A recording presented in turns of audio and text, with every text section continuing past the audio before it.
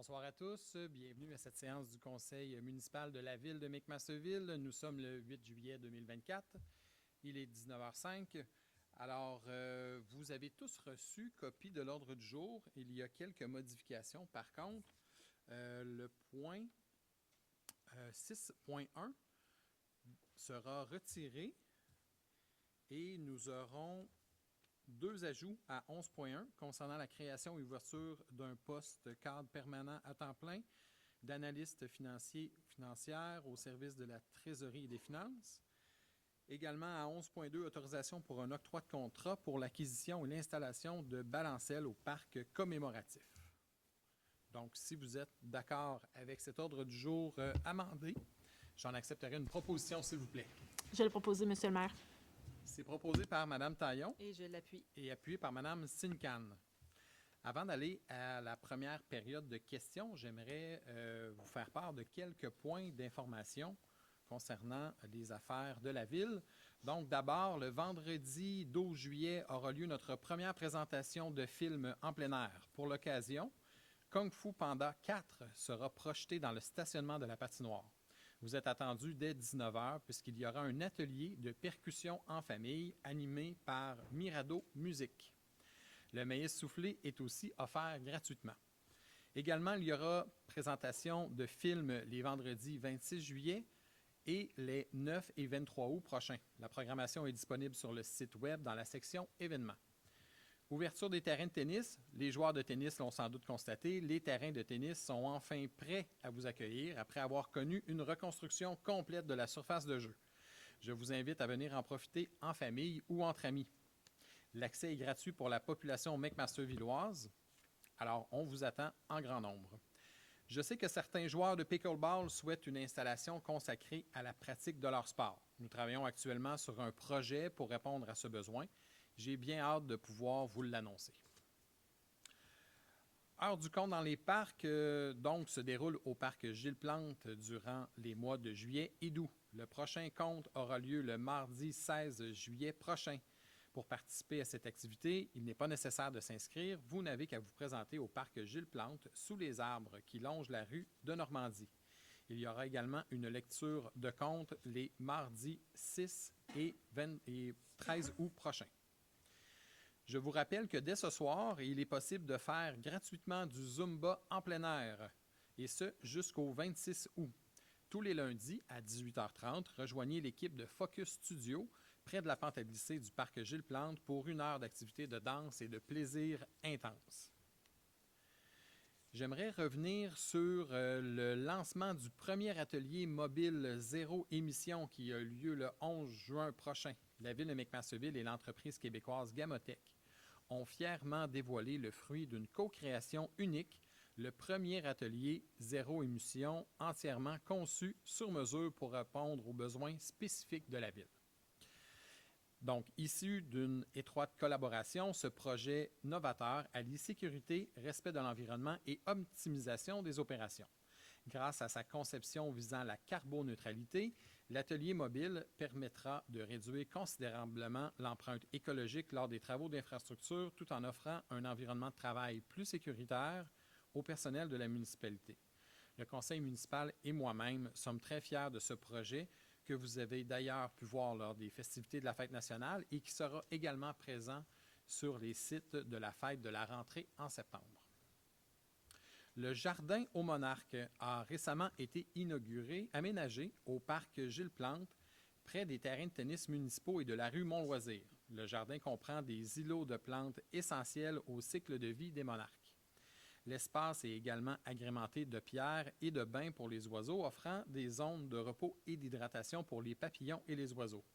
En tant que ville apprenante, des panneaux informatifs seront installés pour permettre à la communauté d'en apprendre davantage et de participer à la mission monarque d'Espace pour la vie. Je vous invite donc à y jeter un coup d'œil et à en apprendre davantage sur les monarques. Travaux sur le boulevard Constable, donc les travaux de sécurisation des déplacements sur le boulevard Constable et sur les rues W. McMaster et Albert Gamble se poursuivent et progressent selon l'échéancier prévu. Nous sommes conscients des désagréments que peuvent causer ces travaux et l'équipe municipale met tout en œuvre afin de les minimiser. Je vous rappelle que certaines portions de rue sont fermées afin de permettre l'avancement des travaux. Merci beaucoup de votre patience et on vous invite à demeurer prudent et vigilant dans ce secteur. Point d'information concernant le projet Nordvolt. Vous avez peut-être entendu parler de l'entreprise dans les médias au cours de la dernière semaine concernant un possible repositionnement stratégique qui pourrait ralentir la construction de certaines installations. Du côté du projet de McMasterville et de Saint-Basile-le-Grand, aucun ralentissement des activités de construction n'est prévu à ce jour, selon les informations qui nous ont été présentées par l'entreprise. Donc, celle-ci maintient donc le cap et continue à aller de l'avant avec le projet Nordvolt 6, ce qui est une bonne nouvelle pour la communauté de McMasterville et la vallée du Richelieu. Prochaine séance du conseil municipal aura lieu le lundi 19 août prochain à compter de 19h. Comme à l'habitude, je vous rappelle qu'il est possible de visionner les séances du conseil municipal sur la chaîne YouTube de la municipalité dès le lendemain de la séance en personne. Donc, voilà pour les différents points d'information. Ça nous amènerait à la première période de questions et je crois que nous avons reçu une question en ligne. Oui, la première question, la seule question nous provient de M. Émile Grenon.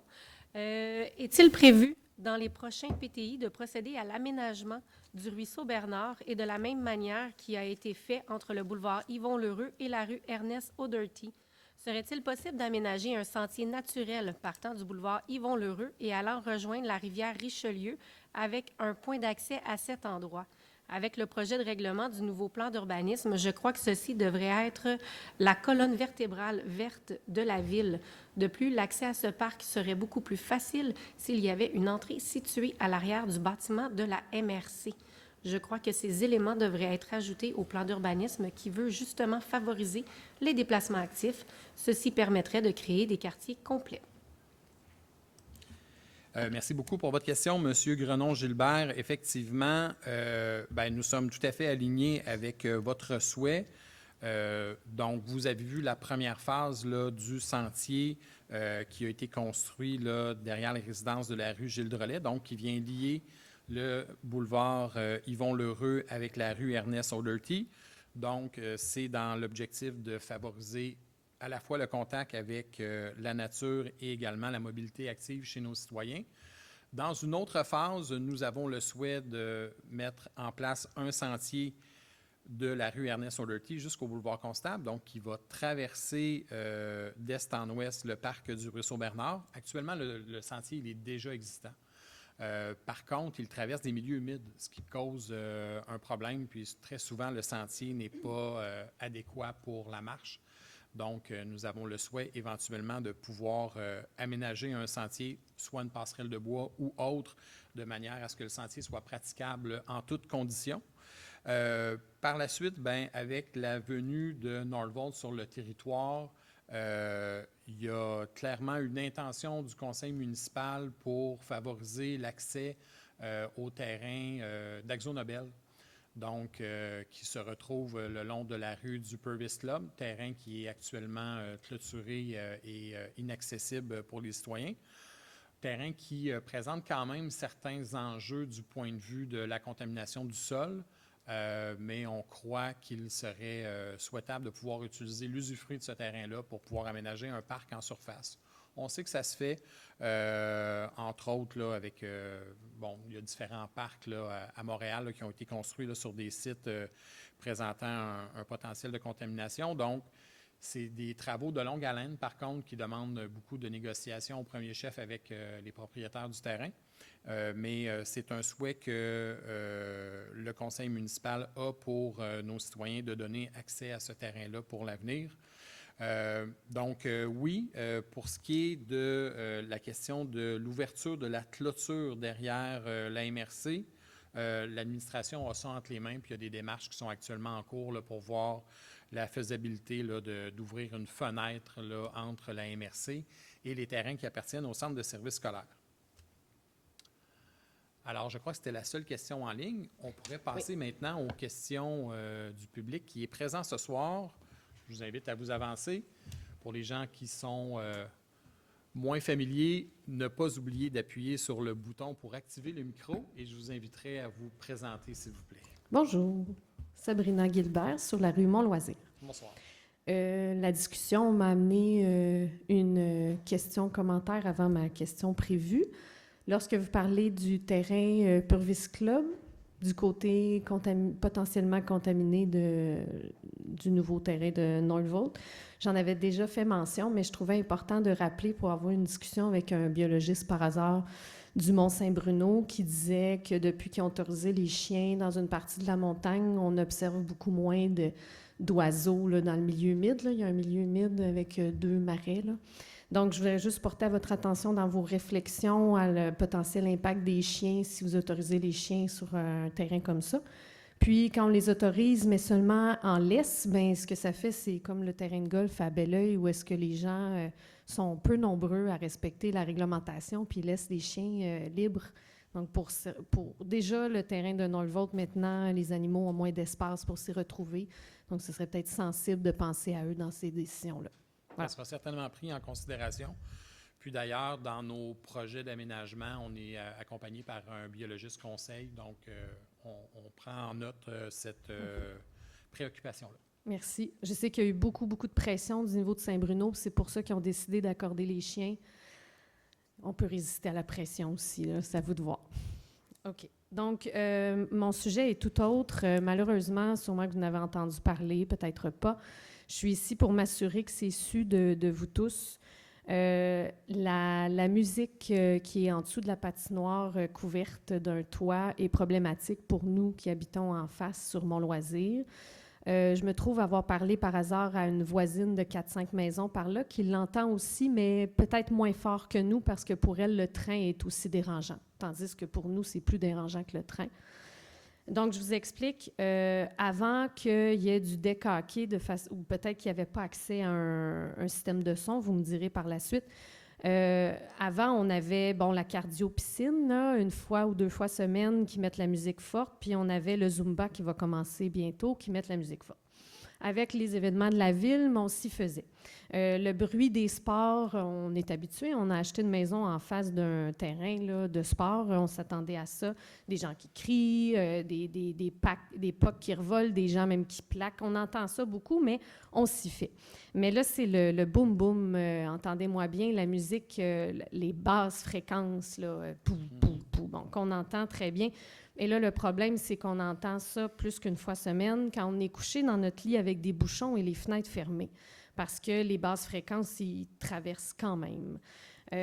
Donc, mon conjoint se lève à 5 heures le matin en semaine. La fin de semaine, on n'a pas des grosses matinées, c'est 6 heures avec les enfants. On est des couches tôt, mais là, souvent, mon conjoint, parce que ça fait longtemps que ça perdure, on a écrit à la ville, là, pour ceux qui sont au courant. Puis, les changements, il y en a eu, c'est moins fort, mais on l'entend encore, cette maudite basse-là. Mon conjoint est particulièrement plus stressé que moi. Il n'est pas là ce soir, pour ceux qui s'occupent des enfants, mais il ne se sentait pas...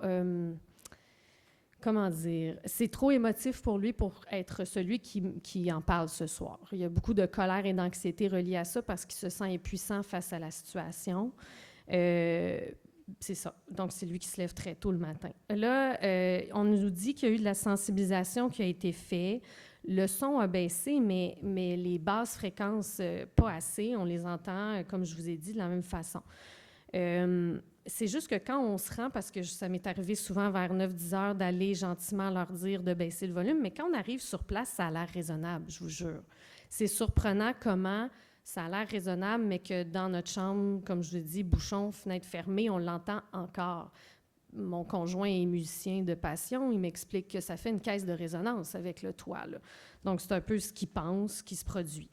Donc, c'est ça. Là, moi, tu sais, nous, le stress, on le ressent, là, sincèrement. Il y a eu des soirs, j'avais envie de pleurer parce que tu es chez vous, mais tu n'as pas de calme, puis tu n'arrives pas à dormir. J'ai fait quelques petites recherches pour informer tout le monde sur les mêmes bases. Le bruit, selon les recherches, cause le stress. Ça peut apporter des réactions dans le corps, de l'adrénaline, du cortisol. Le cortisol, à long terme, peut amener certaines maladies cardiovasculaires. Là. Bon, je vous parle après plusieurs années, là.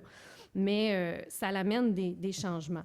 L'effet du rythme, parce que c'est un rythme rapide, amène des modifications sur la respiration, sur les paramètres des fonctions respiratoires. Donc, ça augmente la respiration, la pression et le rythme cardiaque de façon proportionnelle au rythme. Donc, c'est sûr que quand tu arrives pour être tranquille, relaxé, dormir, c'est pas favorable. Puis, ils ont observé aussi des changements dans l'activité cérébrale, pression artérielle, fréquence cardiaque. Et ça, c'est pendant le sommeil. Donc, même si ça ne réveille pas, ils disent que la musique, le son dérange parce que les oreilles sont à moitié endormies pour rester à l'affût des potentiels dangers comme humains, là. Donc, c'est ça. C'est pas parce que ça nous réveille pas même que ça n'a pas d'effet. Donc, finalement, puisque les gens, dans notre optique à nous, vu qu'on a fait de la sensibilisation directement, vu que la Ville a fait de la sensibilisation aux associations, il y a toujours une tendance à étirer l'élastique, mais en plus, c'est impossible pour eux de se rendre compte que nous, on l'entend dans notre chambre à coucher parce que sur place, ça a l'air correct. Donc, on vous demanderait de soit enlever la possibilité de pouvoir toucher au bouton de la basse, donc le réduire à 0, puis ils ne peuvent juste pas toucher à la basse, ou d'enlever le système de son, parce que on ne voit pas la solution, puis on trouve ça vraiment lourd. Vraiment lourd. Là, on fait toutes les étapes pour voir jusqu'où on peut aller. J'espère qu'on n'arrivera pas à être obligé de vendre, puis là, ça vous paraît peut-être grave et intense, mais c'est quand on est dans notre maison, on souhaite relaxer. À un moment donné, quand les enfants sont couchés, on a envie que nos oreilles relaxent, on a envie de dormir. Puis là, plusieurs soirs semaine, il y a de la musique de discothèque qu'on entend. Là. Fait que c'est ça. Ça a un impact réel. Merci. Très bien. Merci, Mme Guilbert. Donc, écoutez, je vous entends sur ce que vous vivez. On m'a déjà informé qu'il y avait eu une requête, je pense que c'était de votre part, là, par rapport à cet enjeu-là. Je ne savais pas que le problème persistait. Donc, on va faire un nouveau suivi pour faire en sorte de minimiser là, les impacts là, chez vous, parce que, bon, on comprend qu'on souhaite avoir du calme à la maison. Donc, c'est de trouver l'équilibre là, entre le calme à la maison puis la possibilité pour les gens là, de pouvoir vaquer à leur activité avec la musique. Mais on va travailler sur cet enjeu-là. S'il n'y a pas de basse, une fois, il y a un monsieur qui a enlevé les basses, c'était correct, puis il entendait quand même la musique avec sa gamme. C'est juste la basse le problème, pas le son. Très bien. Y a-t-il d'autres questions dans le public?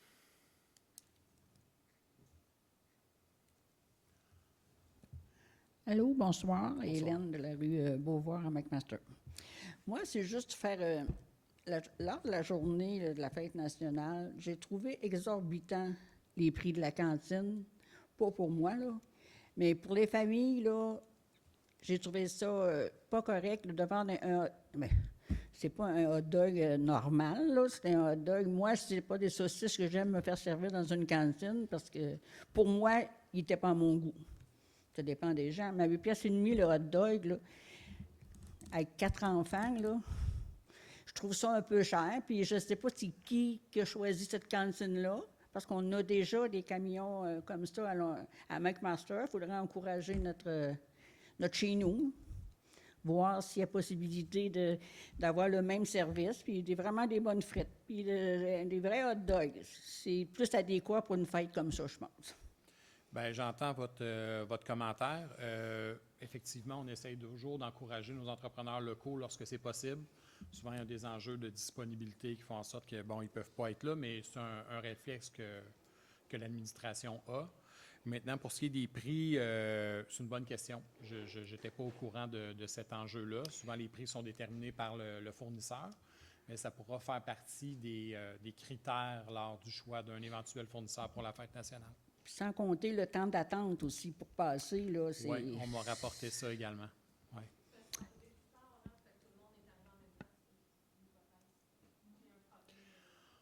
On fait toujours un bilan des célébrations de la fête nationale là, après l'événement, évidemment. Puis, bien, on fait ressortir les points forts, les points qui méritent davantage d'attention et ça en fera partie pour l'année prochaine.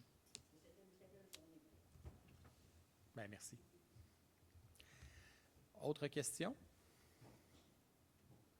Donc, s'il n'y a pas d'autres questions, nous pourrions aller de l'avant avec les autres point de l'ordre du jour.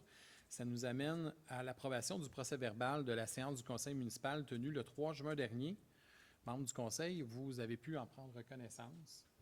Si tout cela vous apparaît conforme, j'en accepterai la proposition, s'il vous plaît. Je le propose. C'est proposé par M. Lavoie Je l'appuie. et appuyé par M. Lévesque. À 2.1, il s'agit d'une demande de sécurisation de traverse piétonne sur le chemin du Richelieu auprès du ministère des Transports et de la Mobilité durable.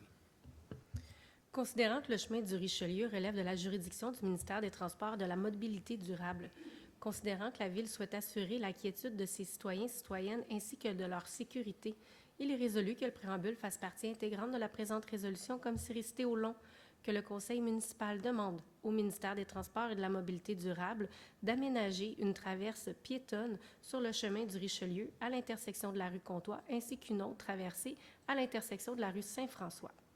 Que M. Chapdelaine, directeur des services techniques et des espaces publics, ou en son absence, le directeur général, soient et sont autorisés à signer tout document afin de donner effet à la présente résolution. Je vais le proposer. C'est proposé par M. Lévesque Et je vais l'appuyer, M. le maire. et appuyé par M. Pelletier. Donc, effectivement, il y a de beaux aménagements qui ont été ajoutés le long de la rivière Richelieu, en bordure de la route 223. On veut que nos citoyens puissent y accéder en toute sécurité, donc d'où la nature de cette demande-là. À 2.2, autorisation contribution financière auprès de la Fondation L'Intermède dans le cadre de la relocalisation et agrandissement de la maison de répit.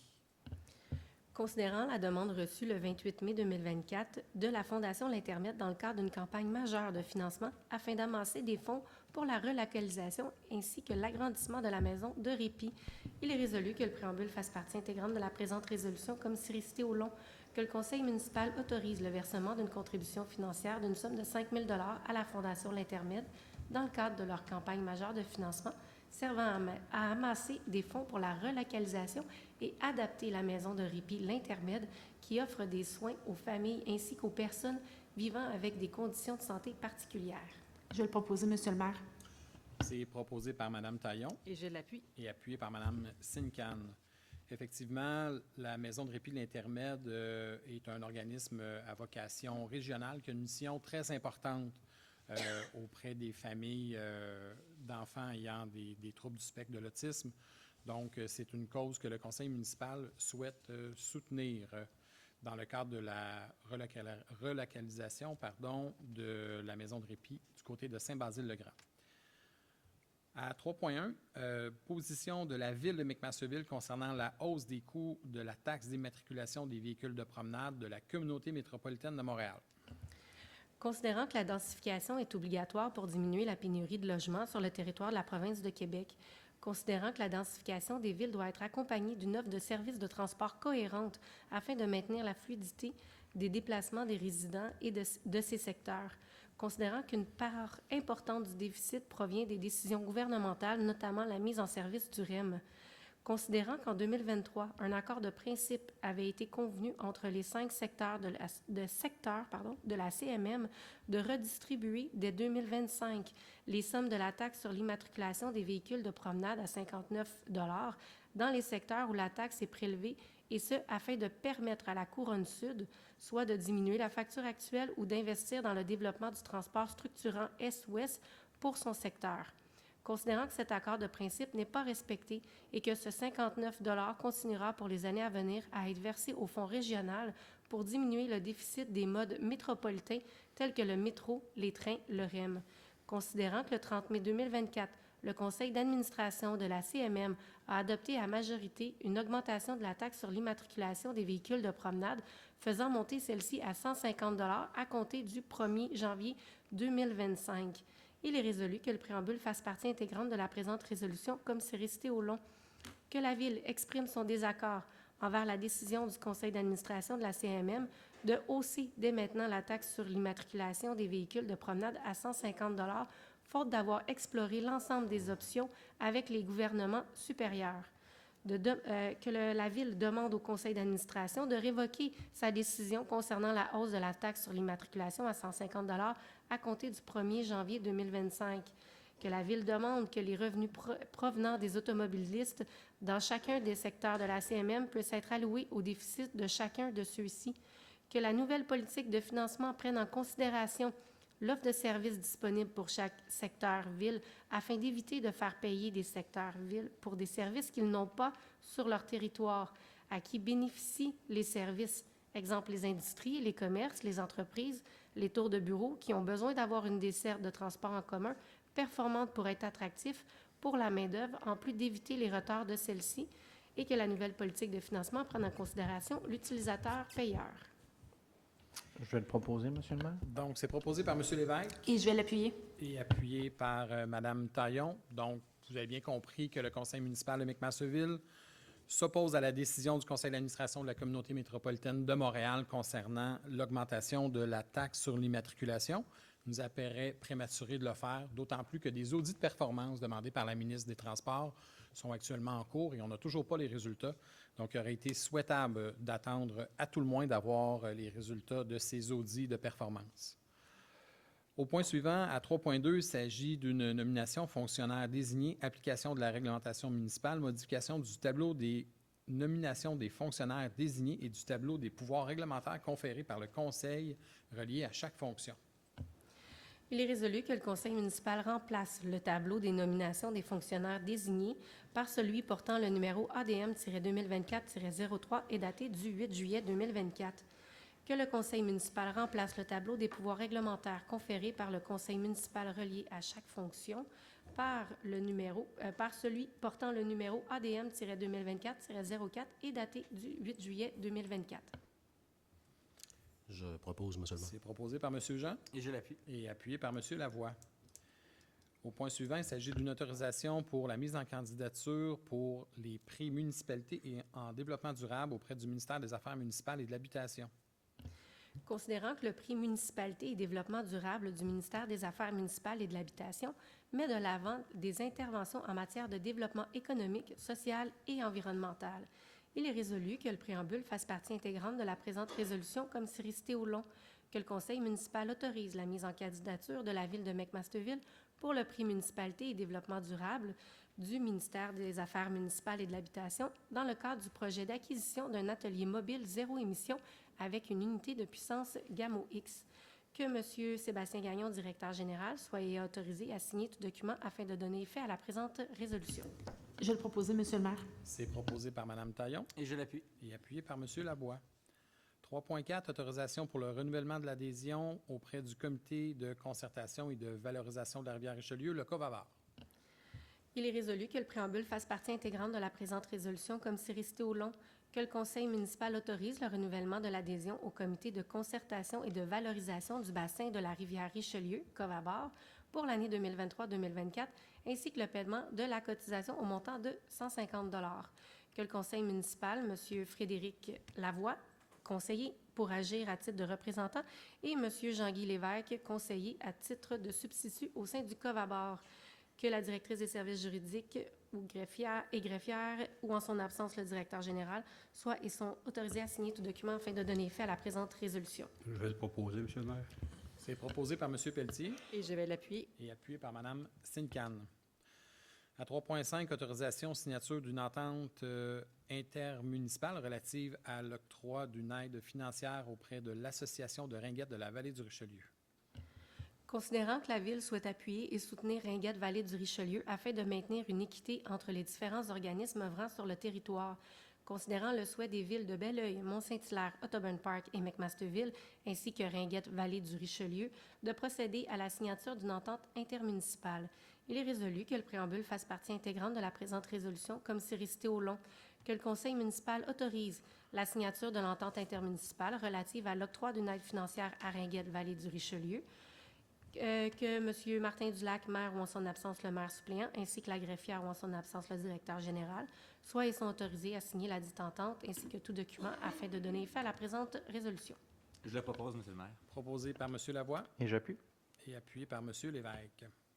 À 3.6, autorisation de signature pour une entente intermunicipale relative à l'octroi d'une aide financière, cette fois à l'Association de hockey mineur de la Vallée du Richelieu. Considérant que la Ville souhaite appuyer et soutenir l'association afin de maintenir une équité entre les différents organismes œuvrant sur le territoire, considérant que les villes de McMasterville, Belleuil, Saint-Hilaire, Mont-Saint-Hilaire et Ottoburn Park, ainsi que l'Association de hockey mineur de la vallée du Richelieu, de procéder à la signature d'une entente intermunicipale. Il est résolu que le préambule fasse partie intégrante de la présente résolution comme si récité au long, que le conseil municipal autorise la signature de l'entente intermunicipale relative à l'octroi d'une aide financière à l'Association de hockey mineur de la vallée du Richelieu, que le maire ou en son absence le maire suppléant, ainsi que la greffière ou en son absence le directeur général, soient et sont autorisés à signer la dite entente, ainsi que tout document requis afin de donner effet à la présente résolution. Je vais le proposer, Monsieur le maire. Proposé par Mme Sincan Et je vais l'appuyer. et appuyé par Mme Taillon. À 4.1, il s'agit de l'acceptation des comptes à payer et des déboursés. Il est résolu que le conseil municipal approuve la liste des comptes à payer, déboursés et prélèvements portant le numéro STF-2024-25 en date du 8 juillet 2024 pour un montant de 1 936 185,64 et en autorise l'émission des paiements. Je le propose, Monsieur le maire. Proposé par M. Lavoie Et j'appuie. et appuyé par M. Jean. À 4.2, acceptation du dépôt de la liste des ajustements budgétaires comprenant les appropriations. Il est résolu que le conseil municipal accepte le dépôt de la liste des ajustements budgétaires comprenant les appropriations de l'excédent de fonctionnement affecté comptabilisé durant la période du 17 mai au 28 juin 2024, portant le numéro STF-2024-23. Je propose. Proposé par M. Jean, Et je l'appuie. appuyé par M. Lavoie. À 4.3, acceptation du dépôt des états financiers de la municipalité régionale de comté de la vallée du Richelieu. Il est résolu que le conseil municipal prenne connaissance et accepte le dépôt des états financiers de la municipalité régionale de comté de la vallée du Richelieu pour l'année se terminant le 31 décembre 2023, tel que vérifié par la firme BCGO et déposé au conseil de la MRC lors de la séance tenue le 13 juin 2024. Je vais le proposer, Monsieur le maire. Proposé par Mme Taillon Et j'appuie. et appuyé par M. Jean. À 4.4, autorisation pour le renouvellement de l'adhésion auprès de l'Institut national de la paix. Il est résolu que le conseil municipal autorise le renouvellement de l'adhésion à l'Institut national de la paie pour la période du 1er août 2024 au 31 juillet 2025, ainsi que le paiement de la cotisation annuelle au montant de 310 $ plus taxes applicables. Que la trésorière ou en son absence le directeur général soient et sont autorisés à signer tout document afin de donner effet à la présente résolution. Je vais le proposer, Monsieur le maire. C'est proposé par Mme Sincan Et je l'appuie. et appuyé par M. Lavoie. Et on parle bien ici d'une organisation qui offre de la formation à notre personnel sur les meilleures pratiques pour la prestation des payes pour les employés. Alors, au point suivant, à 4.5, autorisation de paiement pour la quote-part définitive de la communauté métropolitaine de Montréal. Il est résolu que le conseil municipal autorise une appropriation provenant de l'excédent de fonctionnement non affecté d'un montant maximal de 2 948 $ afin de pourvoir à la portion additionnelle de la quote-part définitive par rapport à la quote-part provisoire 2024, que soit y autorisé le paiement de la quote-part définitive de la ville de McMasterville pour l'exercice financier 2024, laquelle est établie à 109 132 $, incluant le service 211 au montant de 669 $. Je propose. C'est proposé par M. Jean Et je l'appuie. et appuyé par Mme Sincan. À 4.6, autorisation pour le versement d'une quote-part additionnelle pour l'année 2024 à la Régie intermunicipale de sécurité incendie de la vallée du Richelieu. Considérant que le conseil d'administration de la RISIVR a adopté une résolution relative au déficit de l'exercice 2023 et au déficit probable pour l'exercice financier 2024, ainsi qu'au montant des quotes-parts additionnelles en découlant répartis entre les villes membres de la dite régie, considérant que les quotes-parts additionnelles doivent être soumises pour approbation à chacun des organismes municipaux membres de la RISIVR. Considérant que les quotes-parts initiales prévues par la RISIVR totalisant 767 973 pour McMasterville ont déjà fait l'objet d'une résolution.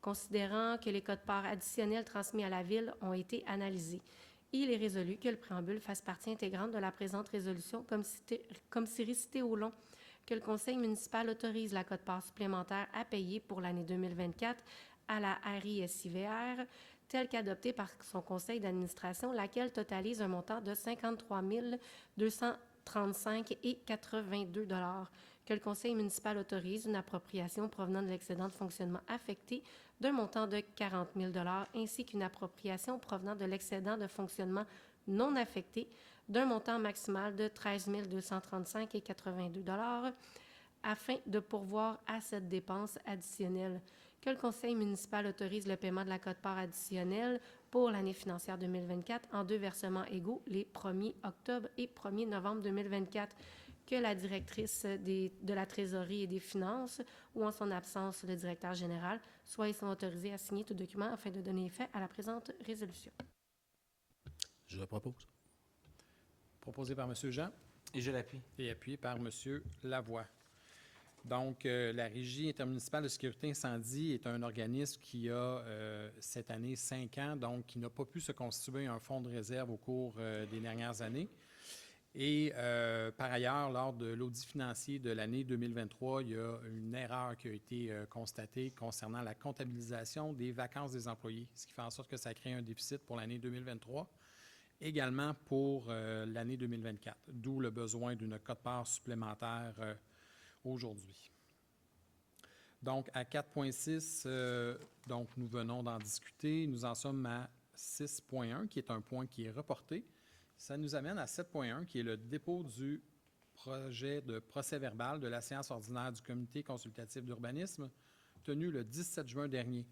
Donc, c'est un dépôt. Les membres du conseil ont pu en prendre connaissance, ce qui nous amène à l'adoption des résolutions suivantes. À 7.2, adoption du projet particulier de construction, de modification et d'occupation d'un immeuble au 134 rue de l'École. Considérant le dépôt d'une demande relative à un projet particulier de construction, de modification et d'occupation d'un immeuble ci-après PPC-moi, complété le 23 février 2024. Considérant que la demande porte sur le lot 4 493 120 afin de procéder à la construction d'une habitation multifamiliale de 6 logements.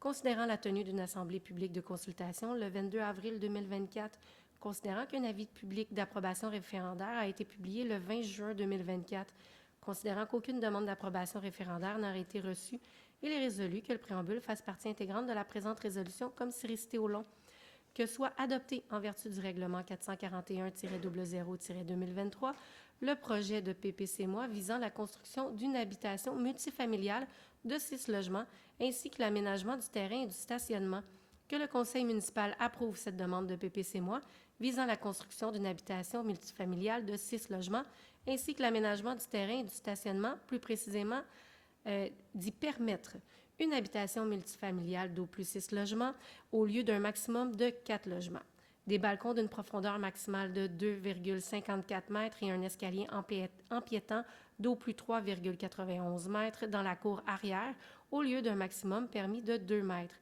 3 cases de stationnement qui seront accessibles en déplaçant un autre véhicule afin d'accéder ou de sortir de l'une des cases de stationnement au lieu d'être en tout temps accessible et de ne pas nécessiter le déplacement d'un autre véhicule. Des cases de stationnement situées en cour avant directement face à une fenêtre d'une pièce habitable située au sous-sol ou au rez-de-chaussée à une distance minimale de 0,5 mètres de ces fenêtres au lieu d'un minimum requis de 1,5 mètre. Une somme des largeurs des accès charretiers d'au plus 10,1 mètres du côté de la rue de l'École au lieu d'un maximum permis de 6,5 mètres. 2 accès charretiers sur la rue de l'École au lieu d'un seul. Le tout aux conditions suivantes. Que la hauteur totale du bâtiment soit d'au maximum 10 mètres. Que la clôture respecte la distance minimale de 1 mètre de la ligne avant du terrain. Que la maçonnerie représente un pourcentage minimal de 50 % de la façade avant, 42 % de la façade latérale donnant sur la 2e avenue, 39 % de la façade arrière et 41 % de la façade latérale donnant sur le 150 rue de l'École. Qu'un aménagement paysager abondant soit réalisé, que la demande de PIA soit également approuvée, qu'aucun remblai d'une épaisseur de plus de 10 cm ne soit effectué dans un rayon de 3 mètres autour du tronc d'arbre existant de 25 cm de diamètre ou moins, mesuré à 1,2 m du sol, ou dans un rayon de 6 mètres autour du tronc d'un arbre de plus de 25 cm de diamètre mesuré à 1,2 m du sol. Un remblai plus épais, sans dépasser les niveaux projetés indiqués au plan projet d'implantation préparé par M. Huet, arpenteur géomètre. Toutefois, pourrait toutefois être autorisé par les services de l'urbanisme et du développement durable si un rapport d'un professionnel compétent en la matière établissait les mesures à suivre afin d'assurer la survie des arbres concernés et que ces mesures étaient respectées lors des travaux. Que les travaux soient terminés dans un délai maximal de 18 mois suite à l'approbation du PPC-MOI, qu'un dépôt de garantie de 9 000 $ soit exigé afin d'assurer la conformité des travaux dans les délais accordés, que toutes les dispositions prévues à la réglementation municipale ne soient pas en contradiction avec la présente résolution, sont applicables au projet. Je vais le proposer, M. le maire. Je vais l'appuyer.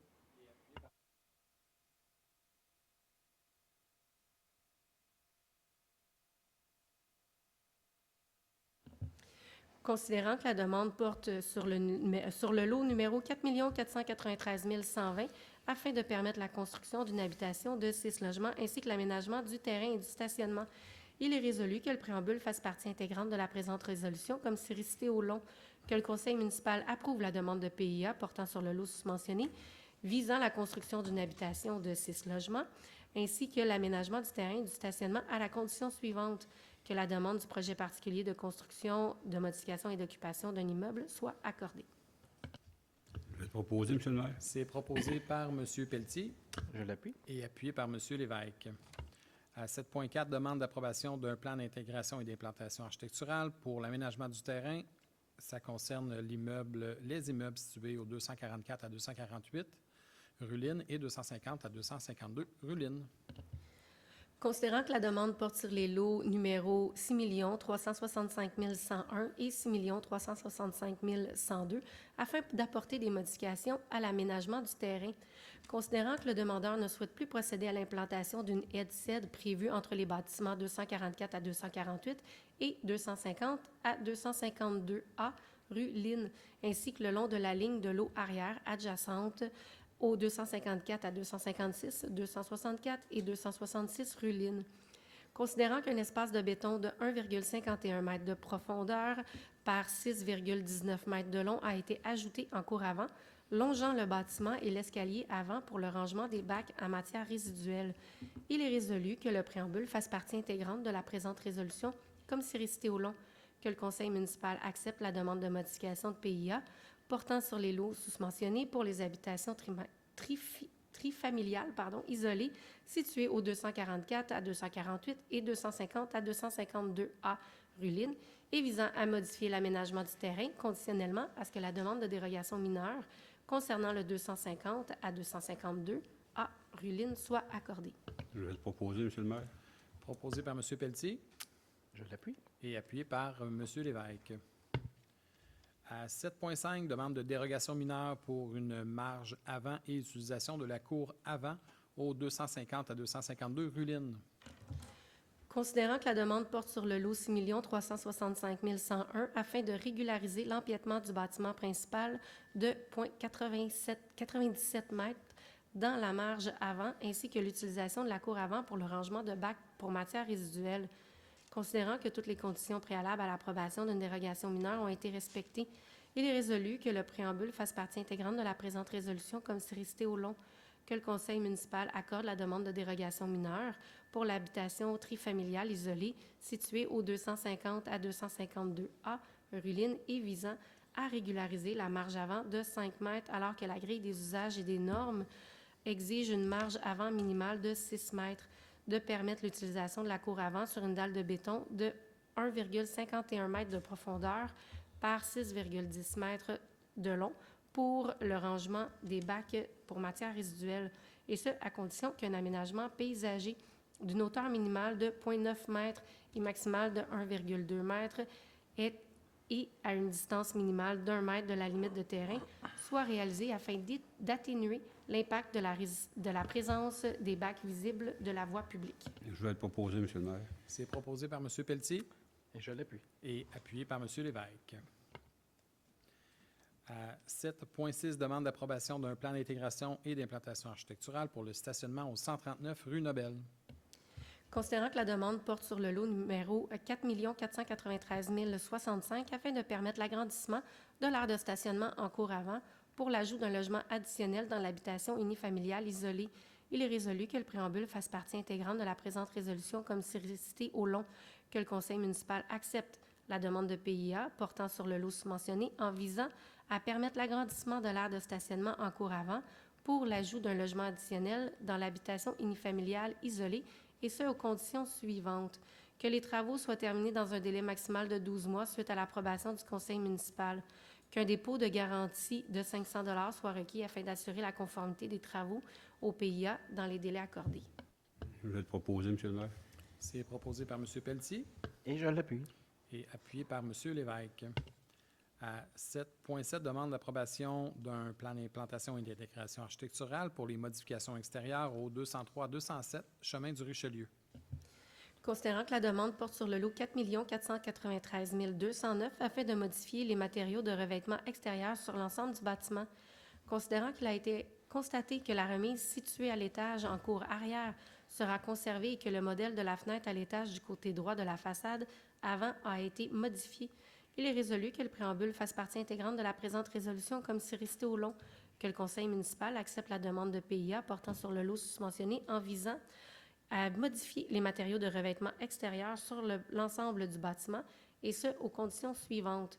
Que les modèles des fenêtres du côté droit de la façade avant soient ceux identifiés au plan numéro A-00 à A-203, daté du 26 mars 2023 et reçu le 27 mars 2023, et ce, afin que les fenêtres comportent 3 sections identiques afin de s'harmoniser avec les modèles des autres ouvertures de la façade avant. Que les travaux soient terminés dans le délai maximal accordé par la résolution numéro 2023-205. Je le propose, Monsieur le maire. C'est proposé par M. Lavoie Et je l'appuie. et appuyé par M. Lévesque. À 7.8, recommandation favorable à l'orientation préliminaire émise par la Commission de protection du territoire agricole du Québec concernant la demande à portée collective. Considérant qu'en vertu de l'article 59 de la Loi sur la protection du territoire et des activités agricoles, une MRC peut soumettre une demande à portée collective, îlot déstructuré résidentiel, à la Commission de protection du territoire agricole du Québec, CPTAQ, afin de déterminer dans quel cas et à quelles conditions de nouvelles utilisations à des fins résidentielles pourraient être implantées en zone agricole. Considérant que la MRC de la vallée du Richelieu s'est prévalue de cette possibilité et qu'à la suite de cette demande à la CPTAQ, une décision a été rendue. Considérant que la MRC a adressé une seconde demande à portée collective en 2020. Considérant que la CPTAQ prévoit rendre une décision synthèse qui englobe celle ayant été rendue en 2010, considérant qu'en vertu de l'article 62.6 de la LPTAA, pour rendre une décision sur une demande à portée collective, la CPTAQ doit avoir reçu l'avis favorable des personnes intéressées. Il est résolu que le Conseil de la Ville de McMasterville appuie favorablement l'orientation préliminaire de la CPTAQ dans le dossier numéro 427446 de la demande à portée collective de la MRCVR qui identifie des îlots déstructurés résidentiels en zone agricole permanente, et ce, en vue de l'émission d'une décision de la CPTAQ. Je vais le proposer, Monsieur le maire. C'est proposé par Mme Taillon Je l'appuie. et c'est appuyé par M. Lévesque. Donc, lorsqu'on parle d'îlots déstructurés, on parle de développement ponctuel qui se situe en zone agricole. Donc, on n'en a pas avec McMasterville. On vient ici en appui à une démarche de la MRC de la vallée du Richelieu.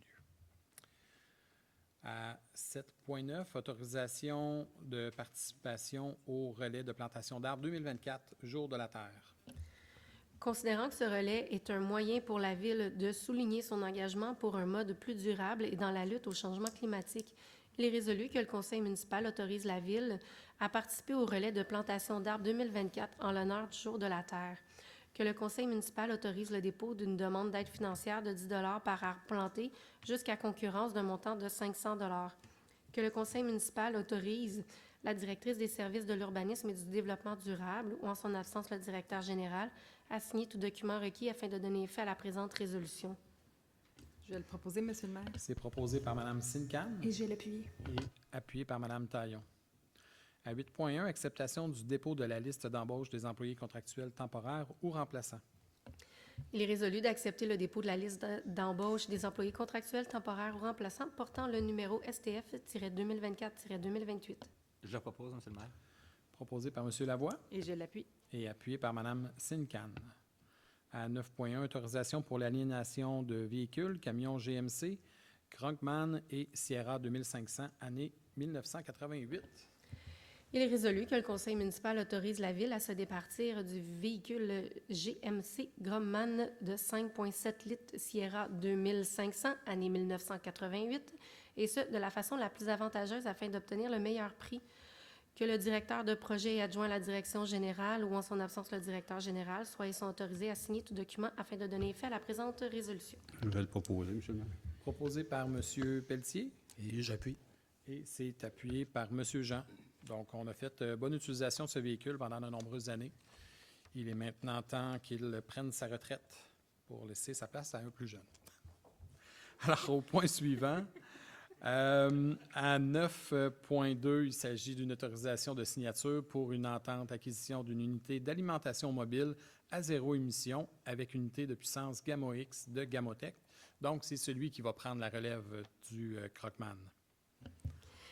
Considérant l'entente signée prévoit un premier versement de 25 lors de l'acceptation finale du produit et un deuxième versement de 25 60 jours après l'acceptation finale du produit, donc de la remorque, considérant que le délai de 60 jours avait été déterminé afin que le produit puisse être utilisé pour les fins auxquelles il est destiné avant que la Ville procède à l'acceptation finale.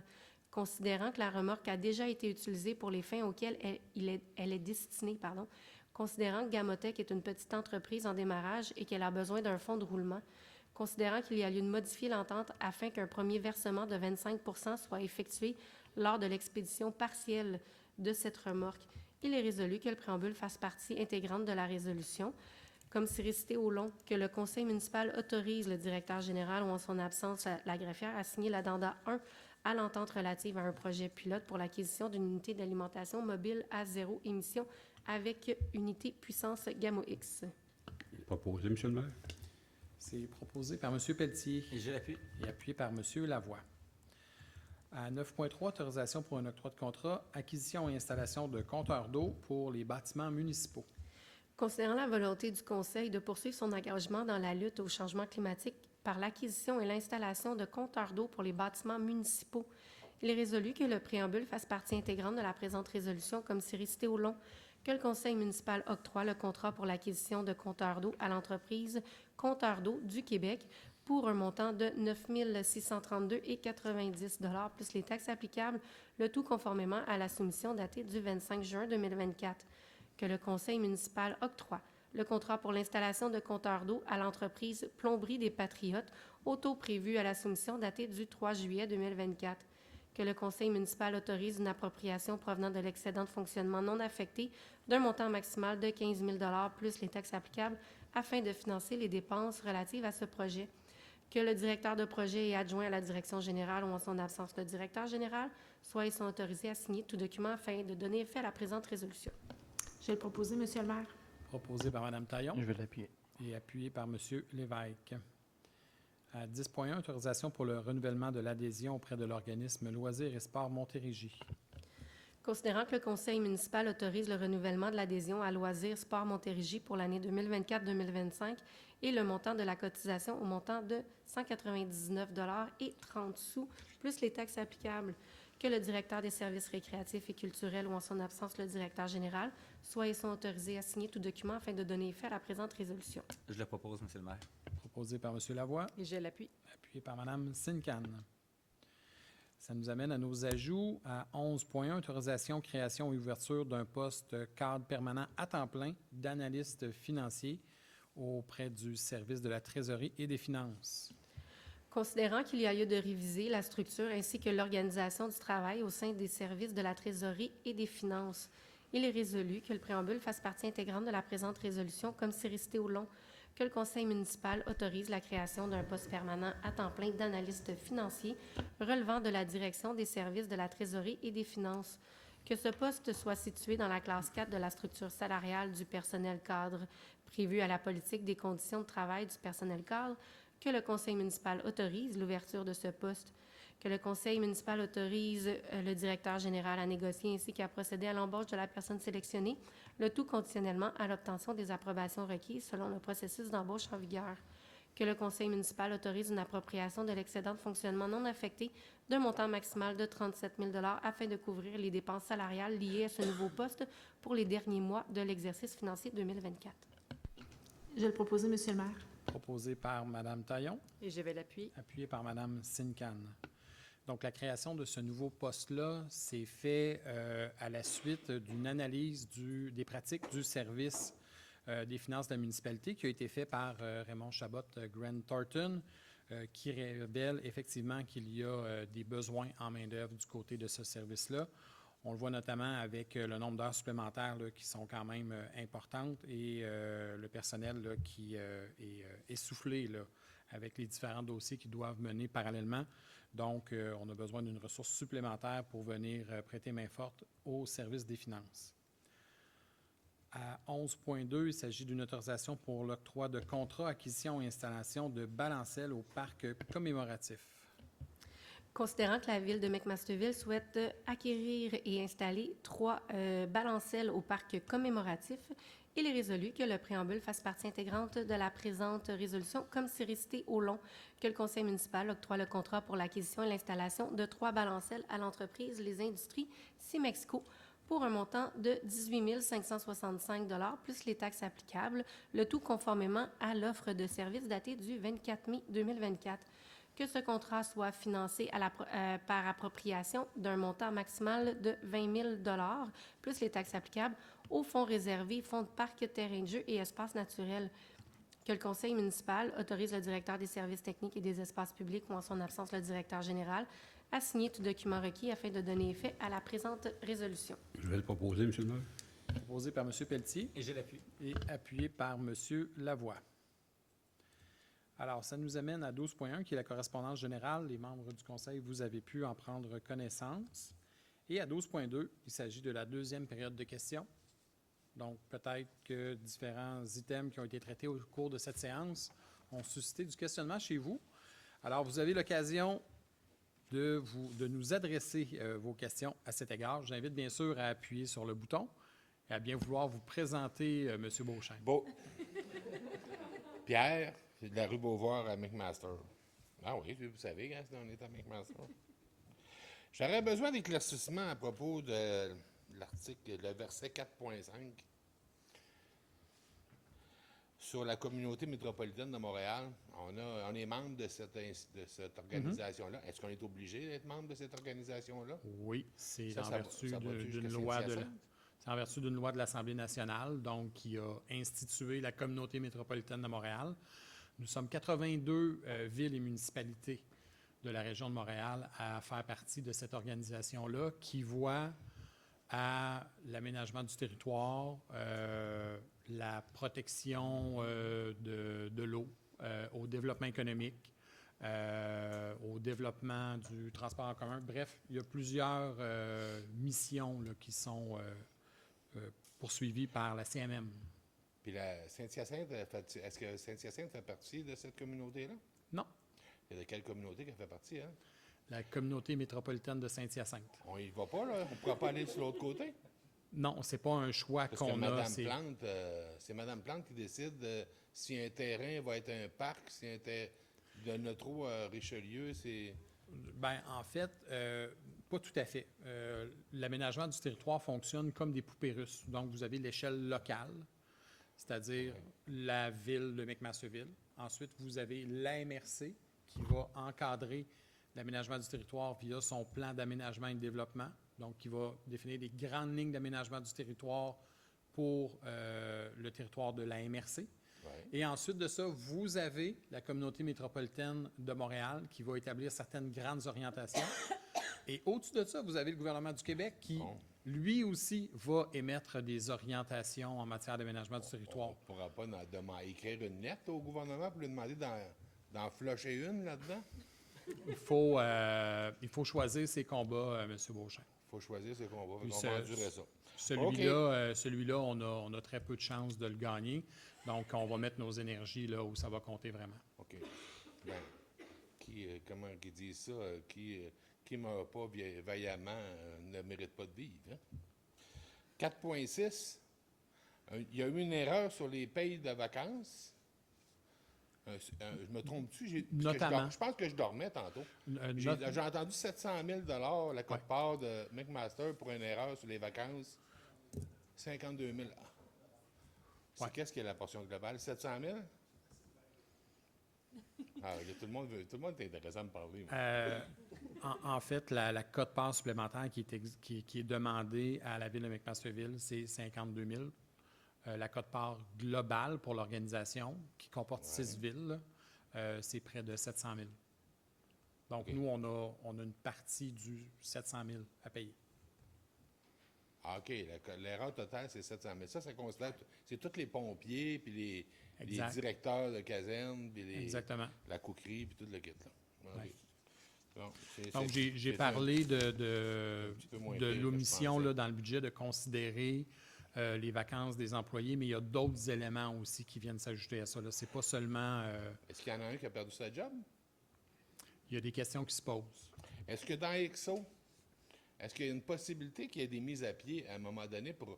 Si tu veux réorienter ton transport en commun dans ta région, c'est bien beau de garder tous les employés, mais des fois, peut-être il y en a trop. Avec le train de banlieue, le REM, il y a peut-être un petit peu trop d'employés. Je sais pas, moi, je veux pas être le martyr des gens qui perdent des jobs à 50$ de l'heure, qui chauffent un autobus, qui risquent de tuer du monde à 116. Je suis pas de ce genre-là. Mais il y a peut-être des mises à pied, des fois, c'est pratique pour rééquilibrer les budgets. Je devrais peut-être le dire à Mme à Montréal, là, qui s'occupe du transport en commun aussi pour McMasterville. Bien, en fait, pour le transport en commun à McMasterville et dans la couronne sud et la couronne nord, on est desservi par l'organisme EXO.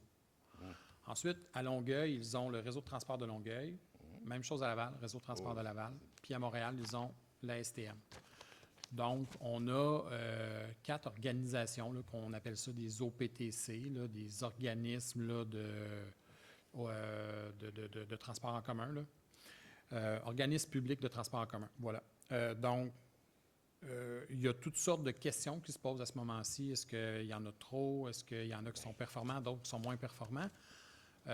D'où l'intention de la ministre d'avoir demandé des audits de performance, à savoir, est-ce qu'il y a des endroits où il y a de l'inefficacité dans nos organisations qui sont opérationnelles sur le plan du transport collectif.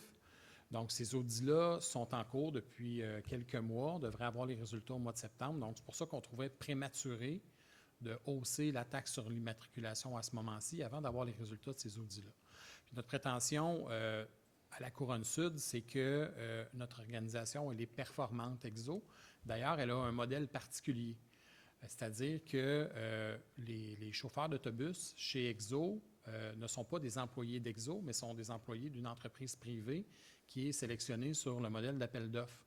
Donc, en termes de coût d'opération, EXO est beaucoup plus performant que les autres sociétés de transport.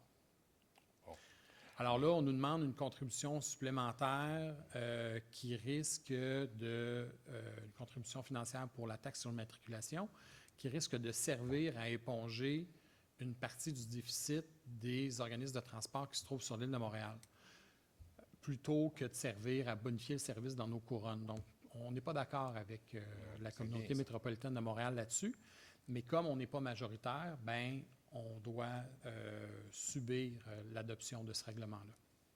Il y a eu un accident d'autobus sur un pylône d'Hydro-Québec.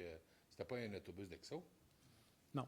C'est en fait, c'est l'unité d'intervention des pompiers auxiliaires à Montérégie. Là, Bon, j'ai assez parlé pour aujourd'hui. Je vous remercie, cher conseil. Bonne soirée. Ça fait plaisir, M. Beauchesne.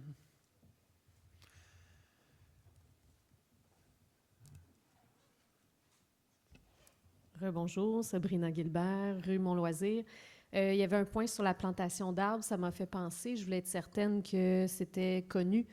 J'ai écrit à la ville il y a plusieurs semaines lorsqu'il y a eu plantation d'arbres dans le boisé du Petit Ruisseau avec des jeunes de l'école. J'étais allée me promener, puis il y en avait vraiment plusieurs au sol, déracinés, comme s'ils avaient été soit oubliés là, pas plantés, ou qui étaient tombés par la suite. On m'a dit que les services techniques seraient envoyés. Puis après ça, j'ai eu un retour comme quoi ils n'avaient pas trouvé les arbres en question. Mais c'était difficile pour moi de dire entre tel arbre et tel arbre, là. Donc, c'est ça, c'est pas clair.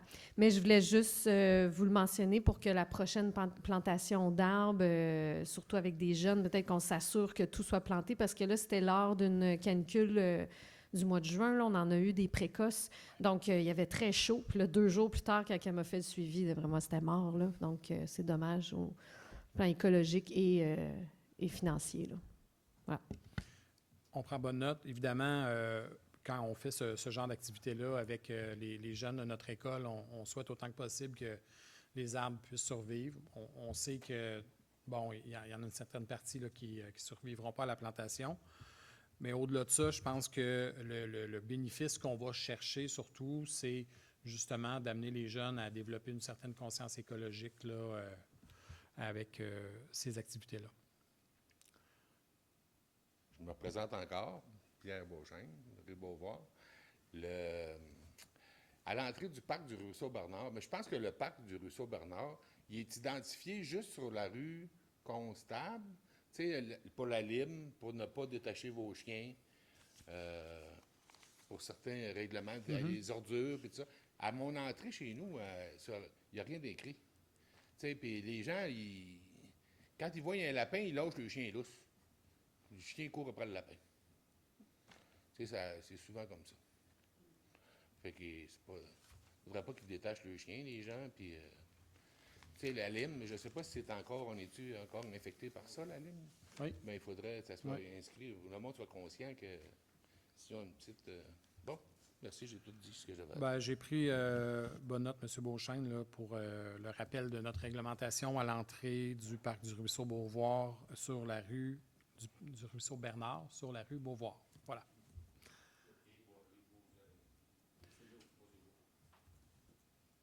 Y a-t-il d'autres questions? Alors, s'il n'y a pas d'autres questions, je prendrai une proposition pour la levée de l'Assemblée, s'il vous plaît. Je vais la proposer, Monsieur le maire. Proposée par Mme Sincan Et je vais l'appuyer. et appuyée par Mme Taillon. Alors, je vous rappelle que notre prochaine séance du Conseil aura lieu le 19 août prochain à 19h. Donc, d'ici là, je vous souhaite de très belles vacances pour ceux qui auront l'occasion de partir bientôt. Et sinon, ben, on se revoit sans doute lors d'une prochaine activité municipale ou le 19 août prochain. Merci beaucoup. Bonne fin de journée.